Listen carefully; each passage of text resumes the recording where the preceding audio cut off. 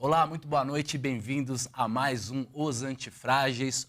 Esse é o episódio 2 da segunda temporada e hoje é dia 3 de agosto de 2017. São exatamente 7 horas aqui na Faria Lima e eu tô com o Richard Rittenban. Fala, Richard. Tudo e aí, bem, como é que tá? Tudo Bem-vindo. jóia. O Richard é autor do programa junto comigo e a gente está fazendo o segundo programa da segunda temporada e a gente queria agradecer muito a audiência da semana passada. Na semana passada a gente teve quase 40 mil pessoas assistindo o programa. O público ficou o tempo inteiro assistindo. Foi muito, muito legal. Não foi, Richard? Espetacular, né? Engajamento, a repercussão também do tema. E hoje, prometo para vocês, vai ser mais eletrizante, então se preparem aí, assistam até o fim, que vai valer muito, muito a pena. Exatamente. Não percam o programa de hoje. Assista até o final, porque está incrível. Você vai descobrir uma coisa que você não sabia com certeza sobre a situação do Brasil e a crise. Richard, qual que é o tema de hoje? Hoje a gente vai falar especificamente da dívida pública brasileira. A gente fez uma brincadeira aí, né, que todo brasileiro já nasce devendo mais de R$ 22.490. Mas de onde surgiu essa conta? A gente vai mostrar. E a gente vai mostrar, então, por que a dívida pública fragiliza tanto a economia brasileira. E outro ponto também, Roxo, que a gente vai mostrar para as pessoas. Será que as pessoas imaginam que tem uma parte da dívida que poucas pessoas conhecem, que não é muito divulgada? Ou seja, a dívida ela é muito maior do que a maioria acredita? Eu descobri isso há algumas semanas, né? Você me mostrou, eu vi algumas coisas do Gustavo Franco também. É uma coisa assustadora a situação de como a dívida é tratada, uma boa parte dela é varrida para baixo do tapete. E os juros que a gente paga sobre essa parte que ninguém conhece, quando você vê no jornal os economistas falando, eles não mostram essa parte, os juros que é pago é muito mais alto.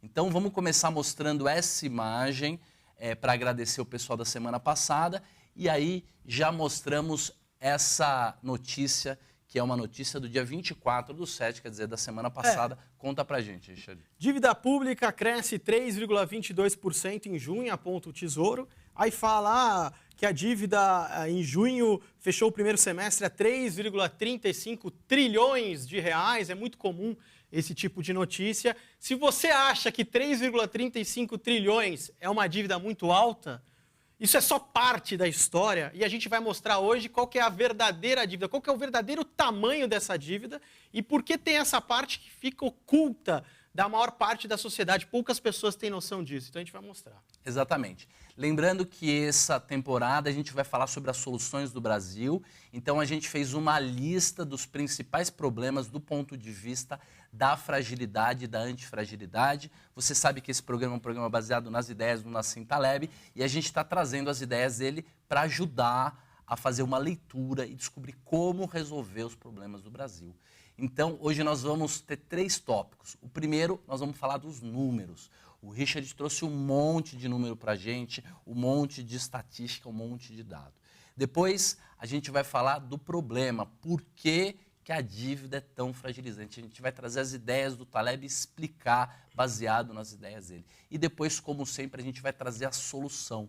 Então não saia daí, o programa está eletrizante, bombástico mesmo, muito legal. Como é que tá a turma aí, Richard? Pô, o pessoal aí que está acompanhando a gente ao vivo aí na fanpage do Facebook da Infomoney, manda comentários, críticas, sugestões. Vamos bater aquele papo que a gente bateu na semana passada. Já está o Helder Gomes Reis aí, a Carolina Protzner, o Sidney Costa. Boa noite para vocês, pessoal. Vamos comentando, vamos interagindo aí, que você sabe que eu estou sempre de olho aqui também. Na semana passada a gente teve centenas de comentários, centenas de compartilhamentos. Foi muito, muito legal. Richard, como é que foi a semana do Taleb? Conta um pouquinho. Lembrando que na semana passada ele estava meio triste, meio rabugento, brigão, né? Essa semana como é que foi? Então, a gente fez questão de trazer uma coisa um pouco mais light, né? O Taleb, ele vendeu um Mini Cooper dele e comprou um Tesla, né? Mostra aí pra gente, Matheus, pode botar. Ele comprou um Tesla e ele achou o máximo, né? Ele só viu vantagens e falou, pô, como é que a gente ficou 120 anos desperdiçando tempo e não focando na bateria do carro? Por que fizeram a gente dirigir carros porcarias durante 50 anos? Isso é uma conspiração. Aí o pessoal começou a reclamar e ele colocou no final.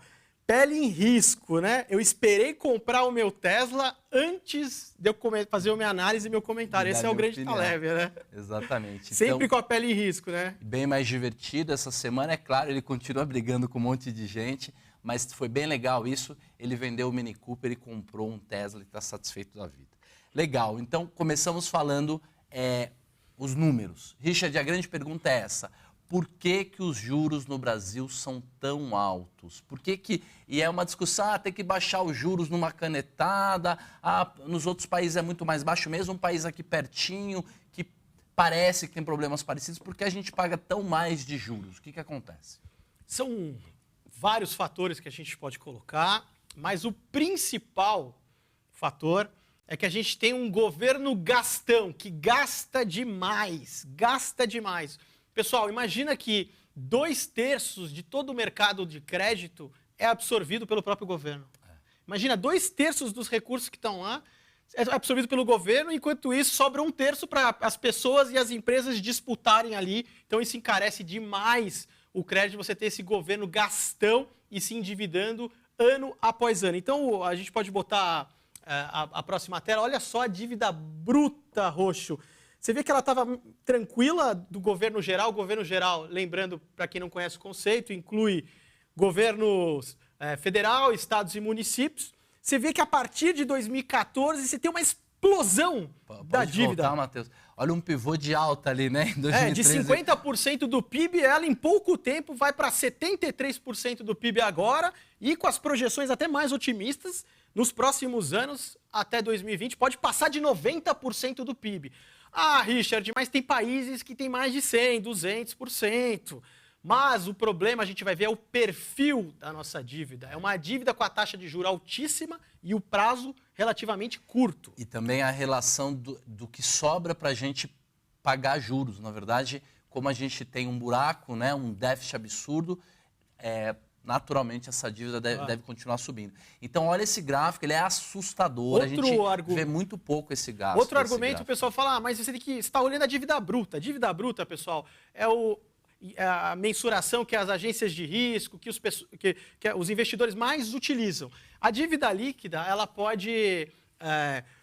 você pode mascarar de certa forma e o pessoal às vezes usa como argumento. Mas olha só a dívida líquida, eu fiz questão de colocar para ver, olha só. Também disparou, ela era 30% do PIB e passa de 50% do PIB, Roxo. É isso aí.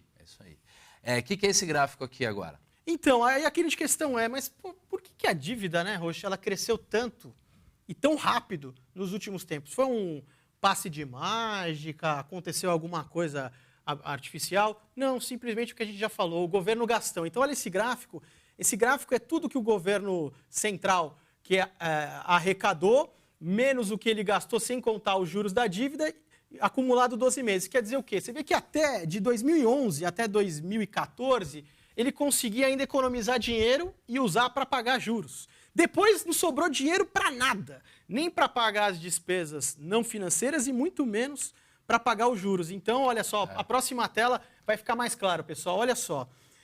Imagina que o governo geral, que aí você tem governo federal, estados e municípios, tudo que foi arrecadado, todos os impostos que nós... Perdão, gente, eu não tinha passado o slide. Pode ir, Matheus, manda ver. Pode botar?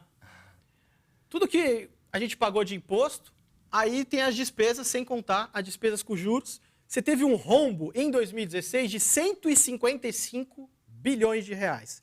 Só que o governo ainda tem que pagar os juros. E os juros ele pagou 407 bilhões de reais. Ou seja, o verdadeiro resultado fiscal de 2016 é o que está lá embaixo, pessoal. 562 bilhões de reais, Roxo, só em 2016. Pode voltar para mim, por favor, Matheus? Imagina que R$500 bilhão de reais de rombo. E como é que o governo pagou isso? Ele arrecadou todos os impostos, aí tem as despesas não financeiras. Faltou dinheiro, se endividou para cobrir esse rombo. Você ainda tem mais 400 bilhões de juros que você tem que pagar. Se endivida novamente. Ou seja, o governo teve que ir no mercado procurar mais de 560 bilhões de reais para fechar as contas em 2016. É por isso que a dívida está subindo de maneira absurda e é por isso também, né, respondendo pela segunda vez talvez, por isso que os juros são tão altos. Porque a dívida está crescendo de maneira extremamente acelerada e a gente vai ver também os juros, né? Como é que está a turma aí? Vamos ver a turma, como é que estão. O Raison Renan está falando das receitas, que as receitas caíram. É verdade, as receitas caíram porque a gente está numa grande recessão, só que as despesas, e principalmente a gente mostrou no último programa, as despesas obrigatórias, que aí tem gasto com o pessoal, previdência, não para de subir, está assim num crescimento vertiginoso. E, Raison, depois eu posso até te mandar o gráfico, olha só que coisa, Rocha. Se as receitas voltassem para o nível que estava pré-crise, mesmo assim a gente estaria no déficit. Mesmo assim estaria no branco. Porque as despesas estão crescendo muito, muito rapidamente. Tá o Francisco Postigo, Paulinho Soares, esse montante gigantesco de juros não tem a ver com a cultura do rentismo no Brasil, essa cultura não alimenta. Então, quando você tem um país que estruturalmente ele vai sempre pedir taxas de juros mais altas, como a gente viu que tem um governo Gastão, eu concordo totalmente com você, Paulinho Soares, que o que a gente faz é alterar a mentalidade da sociedade, Rocha. A sociedade, ela deixa de ter aquele espírito empreendedor. Porque, por exemplo, para que a gente vai abrir uma empresa, uma startup, se eu posso deixar o meu dinheiro ali na taxa de juros e pegar na época, pegar mais de 1% ao mês, teve épocas que rendeu até mais que isso. Então, você estimula mesmo o rentismo e você também afasta essa mentalidade empreendedora. Não, com certeza. Antes do próximo slide, que é muito interessante, eu queria fazer uma metáfora, então.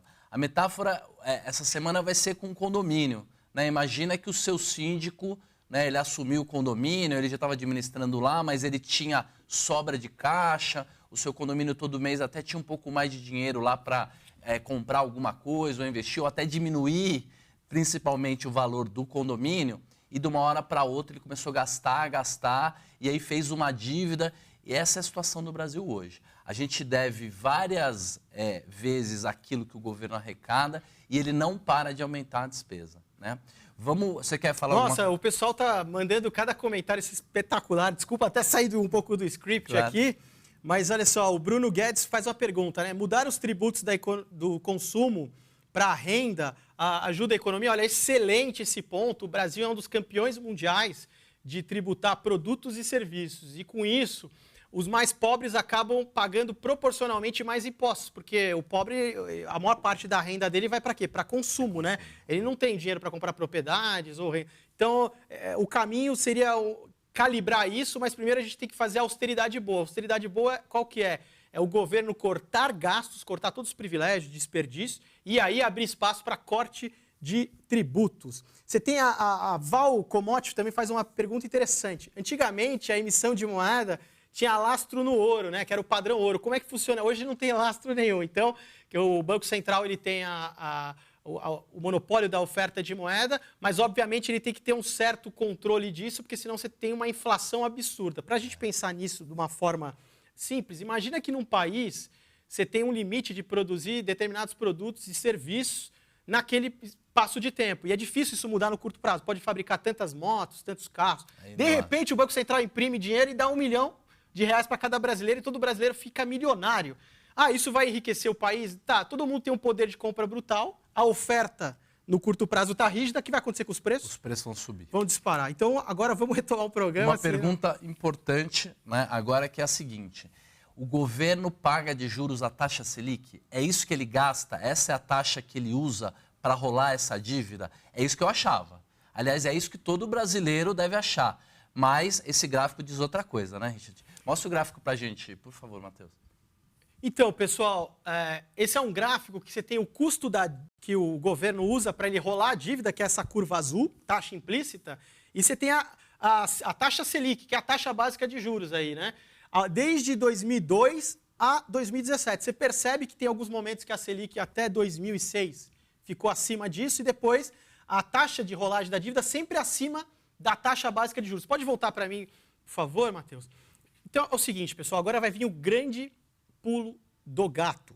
Por causa dessa farra fiscal que a gente viu aí, Roxo, que o governo é gastão, gasta demais, as contas públicas desequilibradas, ele precisando se endividar o tempo inteiro, para as pessoas aceitarem financiar essa dívida, ou seja, vou emprestar grana para esse governo, a taxa de juros que é pedida, ela é muito mais alta do que a taxa básica de juros que é fixada pelo próprio Banco Central. Ou seja, o Banco Central, pode voltar para o gráfico, por favor, Matheus? O gráfico aí, olha só, pessoal, de 2007 para cá, o Banco Central ele simplesmente tinha perdido o controle, né, da taxa de juros. Ou seja, mesmo que ele reduzisse a taxa básica de juros, o mercado pedia uma taxa de juros para rolar essa dívida ou para financiar essa dívida muito mais alto. Exatamente. Então eu falava, por exemplo, o Banco Central da época do Tombini, né, que baixou a taxa de juros lá para 7,25 e que não era sustentável. Por que não era sustentável? Além de você estar estimulando muito o consumo quando a oferta do país estava muito restrita, pô, o pessoal que vai emprestar dinheiro para o governo falava, pô, você pode colocar 7%, que eu não vou aceitar. É quase como se o governo, quando baixou a taxa de juros lá alguns anos atrás, tivesse feito isso só de propaganda. Porque, na verdade, a Selic baixou, mas a taxa pela qual o governo estava se financiando era muito mais alta.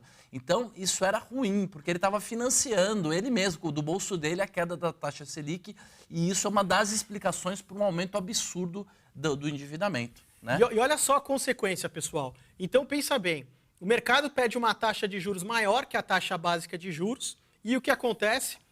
Tem uma parte da dívida pública que o mercado não absorve, e o Banco Central ele é obrigado a fazer a rolagem no lugar do Tesouro. Então, o Tesouro tenta colocar esses papéis são meio que recusados, não quer essa taxa. Então, cabe ao Banco Central pegar esses títulos que o Tesouro repassa para ele e ele vai tentar colocar nas chamadas operações compromissadas, que é como é que funciona?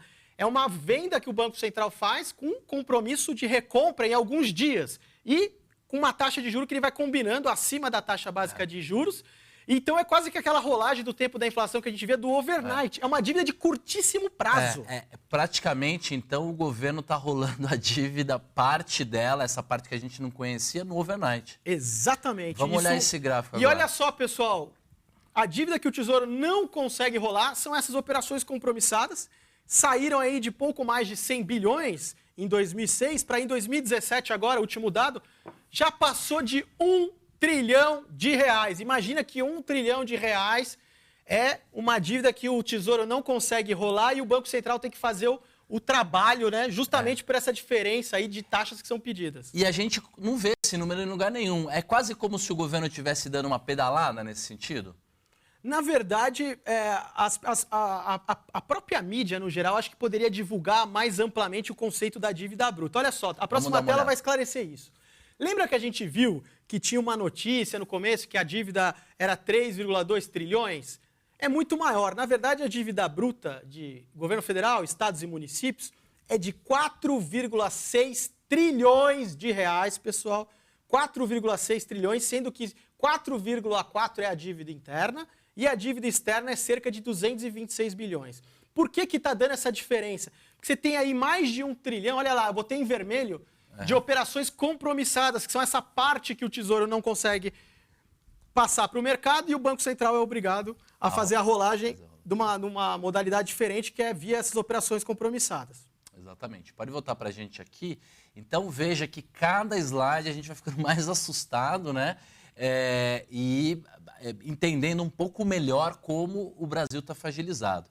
Então, esse dado é um dado assustador, né? Um dado que a gente fez a conta, pegou, na verdade, o tamanho da dívida toda e dividiu pelo número de brasileiros. Isso. Né? E aí a gente chegou à conclusão que cada brasileiro deve, em média, R$ 22.490. Isso, você já nasce devendo, né? Isso porque a dívida pública ela pertence a todo o país. Então é isso, né? E aí eu pergunto, né, para você e para todo mundo, né, Roxo, que está assistindo a gente. A gente se endividou tanto, né? Mas esses recursos foram para o quê? Foi para infraestrutura? Foi para melhoras na educação? Foi para criar hubs tecnológicos? Foi para criar um ambiente de negócios melhor? Para onde foram esses recursos? Por que o governo gasta tanto? BNDES, gastos fixos, né? Rolagem de dívida. E aí, mais do que isso, a maneira como a gente calcula a dívida é a mesma maneira que todos os países do mundo calculam? Não. A nossa contabilidade é a contabilidade tradicional ou a gente faz uma conta diferente? Então, a gente tem uma metodologia própria, né? Que é a metodologia brasileira, que é o seguinte: o Banco Central, além dessas operações que ele está fazendo, operações compromissadas que ele está vendendo e recomprando esses títulos o tempo inteiro, ele tem uma carteira de títulos. Então, só na carteira de títulos dele, atualmente, no último dado, você tem 500 bilhões de reais em títulos da dívida que estão parados ali. Então, o que acontece? Se a gente fosse usar o conceito internacional, a gente teria que somar esse dinheiro que está parado na carteira do Banco Central à dívida bruta, porque afinal é títulos de dívida. Só que a metodologia brasileira não, fala, só vai entrar na conta aquilo que o Banco Central está usando. Então a gente tem essa diferença, e quando a gente põe toda essa mistura dos papéis que estão na mão do Tesouro Nacional lá, que o Tesouro Nacional vendeu para as pessoas, e está em definitivo, pessoas, empresas, fundos de investimento, bancos, e essa parte que está na carteira do Banco Central e com o Banco Central fazendo essas operações, o perfil da dívida piora muito. É ainda pior do que os 5,6 trilhões. Não, porque às vezes o Tesouro divulga, isso é bom, melhoramos o perfil. Não, ela fica muito mais curta, porque é uma dívida de overnight, e com uma taxa de juro muito mais alta. Então, o perfil da dívida piora bastante. Mas uma coisa que a gente tem que fazer também é justiça, né?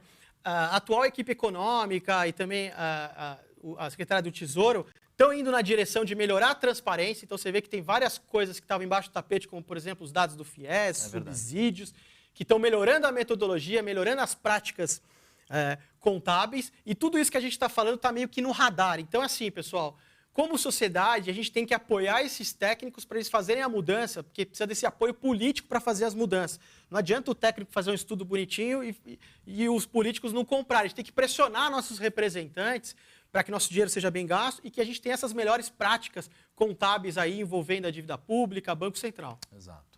Agora, esse gráfico é muito interessante porque ele mostra a diferença entre a dívida tradicional, essa que todo mundo já conhecia, e a dívida tradicional mais as compromissadas. Olha como os prazos, né, diminuem enormemente. Quando você coloca o esqueleto do armário, né, você tira o esqueleto do armário, olha o prazo como cai aí. Então, essa linha preta é o número de dias que tem o perfil meses. da dívida. Meses, tá? Isso. Então, o número de meses que tem o perfil da nossa dívida. E o de baixo tracejado é o número real de meses. Então, olha como o prazo da dívida real é extremamente mais curto, mais baixo, menor do que o prazo que a gente achou que era. Né? Agora vai piorar mais ainda, né? O próximo pode voltar gráfico. Pra gente.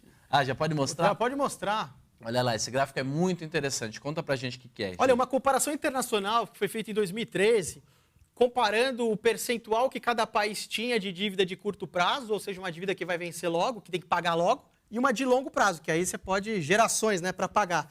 Estados Unidos, Austrália, Itália, Portugal, Alemanha, olha só o Brasil, quase metade da nossa dívida de curto prazo, ou seja, está para vencer o tempo inteiro, e só 60% em longo prazo. Isso foi em 2013, tá? Piorou muito. Eu acho que esse número tá velho até. Tá velho. Deve estar quase em 50%, talvez, né? Exatamente. Então pode voltar para nós, Matheus, Exato. por favor? Pode voltar para a gente, por favor, Matheus. Então, olha, recapitulando, pessoal, olha só. Então você tem um governo gastão, que gasta muito mais do que arrecada, falta dinheiro e ele se endivida. Ele precisa se endividar para pagar os juros da dívida porque ele não está conseguindo economizar nada, nem nas despesas não financeiras. Com isso, ao longo dos anos, a gente perdeu um pouco o controle da taxa básica de juros, agora está começando a convergir de novo, isso é bom, e o que era exigido para rolar essa dívida era muito mais alto que a taxa básica de juros, então com isso tem uma parte da dívida que o Tesouro não consegue rolar, e aí o Banco Central tem que fazer essas operações compromissadas que já passam de 1 trilhão. Tipo um cheque especial mesmo. Isso, um rotativo do cartão ali que ninguém quer falar, sabe? Eu não vou contar para minha esposa, eu não vou contar, né? Então, algo do tipo. Mas a gente separou outra coisa também interessante. Mais do que isso, né? Além do Estado estar muito endividado, o Brasil, de maneira geral, né? As empresas, as pessoas também se endividaram muito nos últimos anos, né? Isso é sabido, né? Vocês viram muitos anos de campanha, né? Dizendo, incentivando a pessoa. Incentivando os bancos governamentais dizendo não, aumente sua dívida, artistas famosos indo na TV. Despesa é vida, exatamente. Agora, veja esse gráfico, conta pra gente, Richard, como, na verdade, o brasileiro já está se enquadrando. Chegou a crise aí, tanto as empresas quanto as famílias, elas estão diminuindo o endividamento, né? Como é que funciona esse gráfico? Esse gráfico pegou o endividamento das famílias, né, e o percentual do tamanho da dívida em relação à renda acumulada dos últimos 12 meses. Então, pega a renda do cara dos últimos 12 meses e aí vê o tamanho da dívida. Olha só, em 2005, era 17% comprometido da renda anual com dívida, né? Com o tamanho da dívida. Aí subiu para quase 50% lá em 2015 e vem caindo, já está se aproximando aí passando de 42%. Então, olha só. Pode voltar para a gente. As pessoas fizeram, né, Rocha, o ajuste fiscal na marra, 14 milhões de desempregados. Já a trajetória da dívida pública, a gente mostrou, está caindo? Não. Até 2020 vai cair? Dificilmente. Então, você vê que as pessoas aí pagaram na cara. Está descolando, né? Porque enquanto as pessoas estão diminuindo o seu endividamento, estão se adequando, se ajustando à nova realidade, o Estado ainda continua se endividando. Então, é muito complicado. Como é que está aí o Vamos ver. Elisângela Miranda, até o Scott Alexandre Peregrino, Eduardo Braz dos Santos, Caldeira Leandro, Bruno Aragão, Rodolfo Freitas. Pô, tem muita pergunta muito boa. Excelente, hein, pessoal? Olha, continue mandando aí os comentários. O pessoal mais se posicionando, mais comentando também. Legal. Governo progressista ou regressista, a Carolina Protzner. Pessoal, vão mandando aí, porque mesmo depois se a gente não consegue ler e responder durante o programa, eu e o Rocha, a gente sempre dá uma olhada. Né? A gente está sempre de olho. Richard, conta pra gente por que dívida é algo que fragiliza. Por que a dívida é algo que fragiliza de maneira muito, muito séria o Brasil? Vamos recorrer, né, ao nosso filósofo favorito, Nassim Taleb, né? Quando você está endividado, você é um escravo, né? Porque nada pode dar errado, a sua margem de manobra é mínima, você não pode sair nada do esquadro. Então, você está literalmente nas mãos dos outros, né? No caso da dívida pública, a gente pensando em economia, o governo que vai se endividando, o que ele está fazendo? Está botando na conta do povo e das gerações futuras, que vão ter que pagar isso. E aí você tem outras características, por exemplo, do endividamento, como a gente viu nos últimos tempos. Você começa a ver o governo se endividar muito, né? Aí você fala, pô, vou exigir uma taxa de juro maior, né?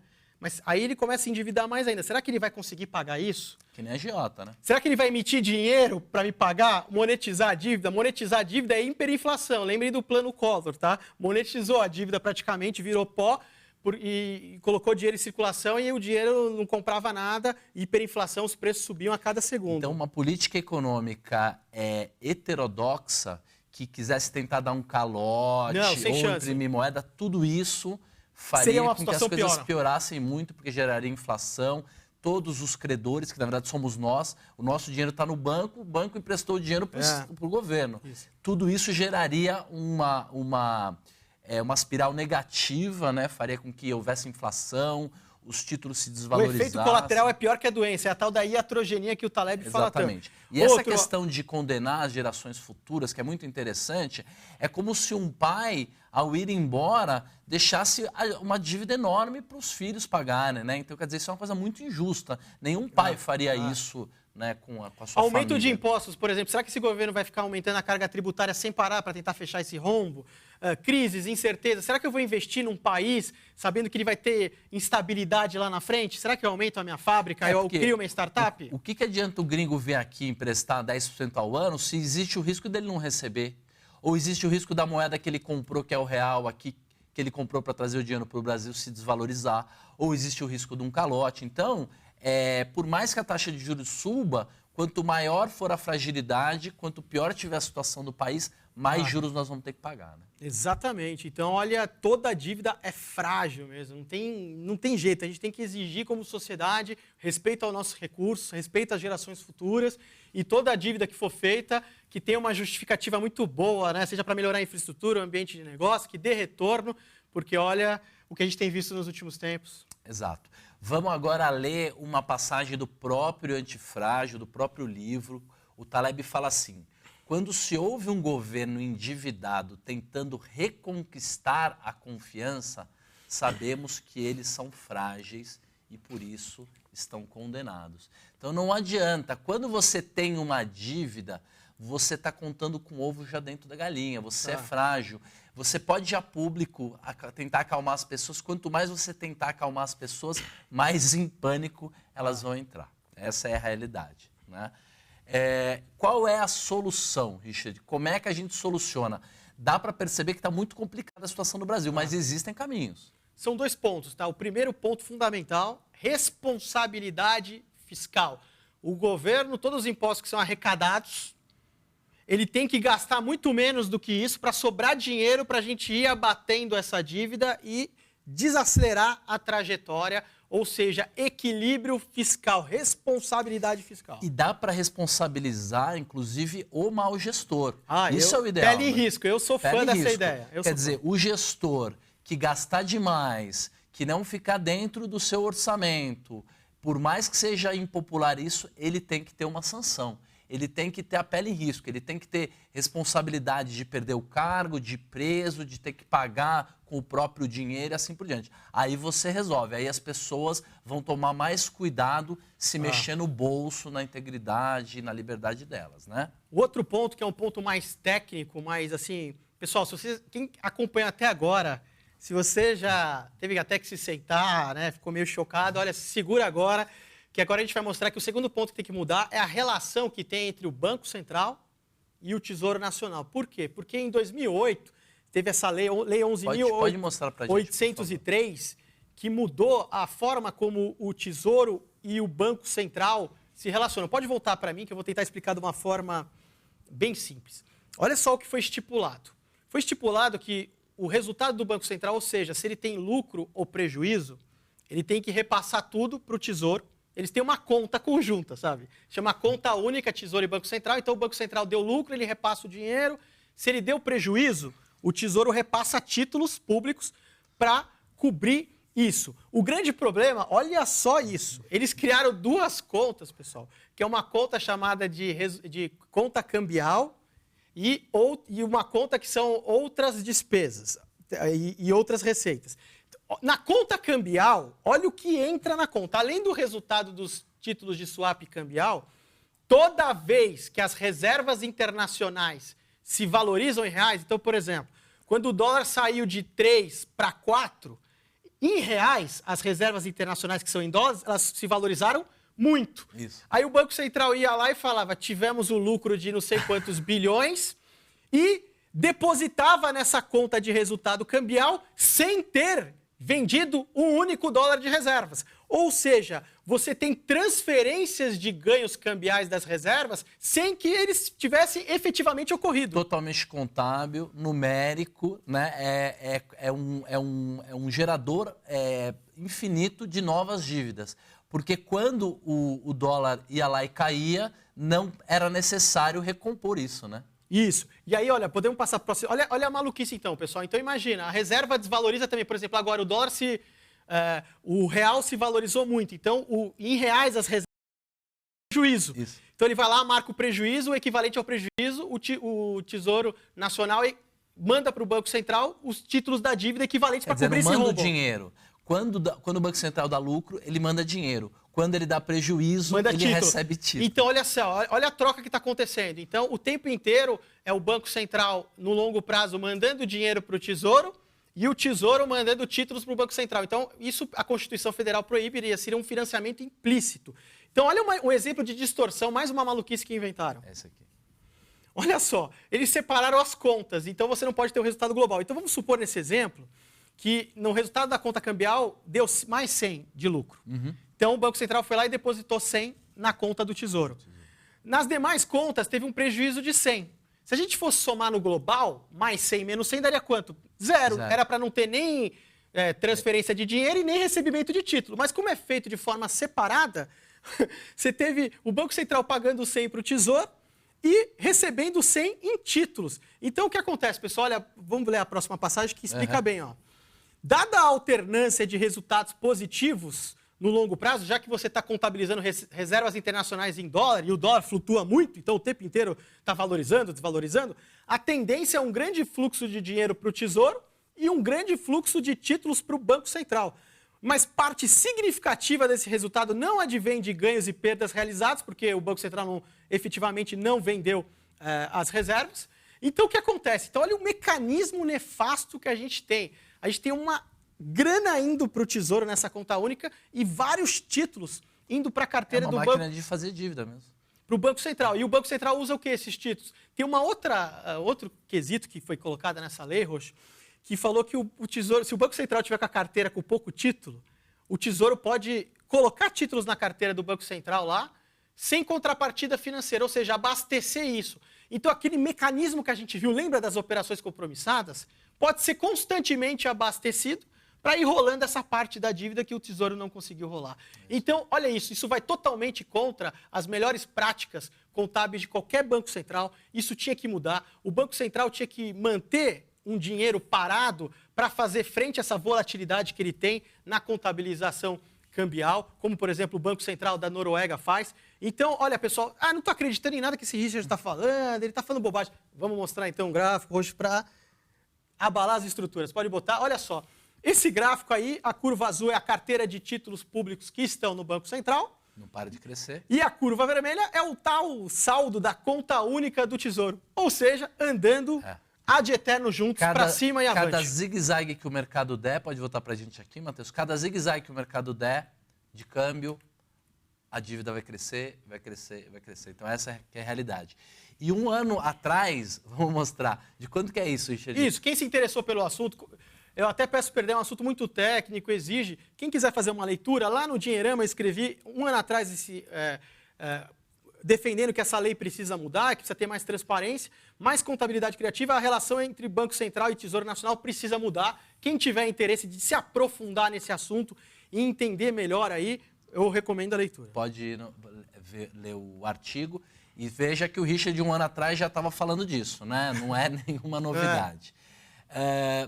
Galera, o grupo dos antifrágeis, cada vez mais gente, muita gente entrando. Da semana passada para cá, o programa da semana passada foi um sucesso, muita gente entrando. Então vão mandando as fotos para a gente vai liberando a entrada. Muita coisa nova vai ser direcionada especificamente para o grupo. Virá muita novidade, muita coisa nova por aí. Lembrando também que em novembro o Taleb vai estar no Brasil. Então quem tiver interesse, entra lá no site da HSM, né? Nós vamos estar lá junto com o Taleb. Como é que tá a galera aí, Richard? Tem o Adriano Trintin, né? Vão ter que colocar mais um zero na moeda. Não, ainda dá tempo da gente mudar, né? A gente tem uma correção de rota. A Su Giurati Serosimo, adorei a aula, sensacional. Pô, obrigado. Tem a Rosana Osana, o Rafael Rotz falando, estou eliminando as dívidas, excelente. O Liel Seus Teixeira, Operação Tapa Buraco. Marcos Santini, é um buraco exponencial. Então, assim, eu acho que é um tema muito importante porque mexe com todo o país, a vida de todo mundo.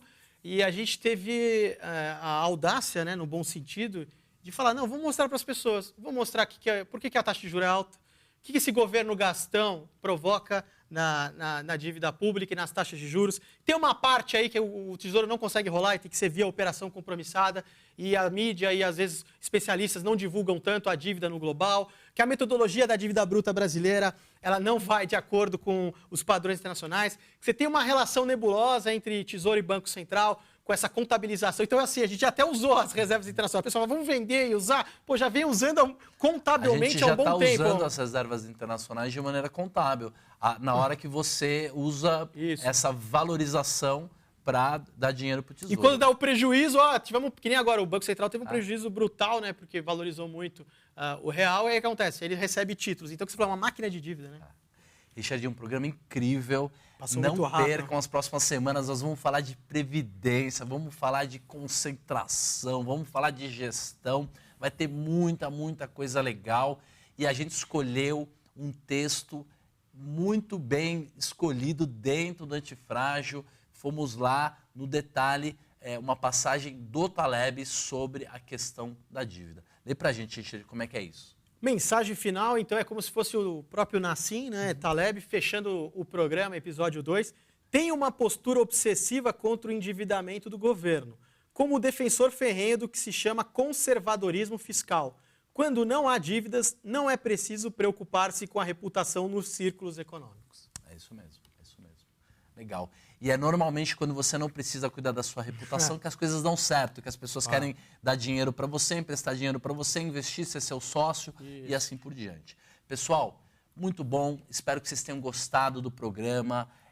Foi incrível, passou muito rápido. Não deixe de acompanhar a gente nas redes sociais. Entra lá no canal do Richard, assina. Entra no meu canal, assina. A gente quer cada vez mais ter voz para contar todas essas coisas que a gente está contando para vocês e os programas vão ficar cada vez melhores. Então, uma ótima quinta-feira para todo mundo, uma ótima sexta, um final de semana incrível, show de bola. Show de bola. Muito obrigado. Semana que vem a gente está de volta. Compartilhe o vídeo, vamos mudar o Brasil, pessoal. Um grande abraço e até a próxima.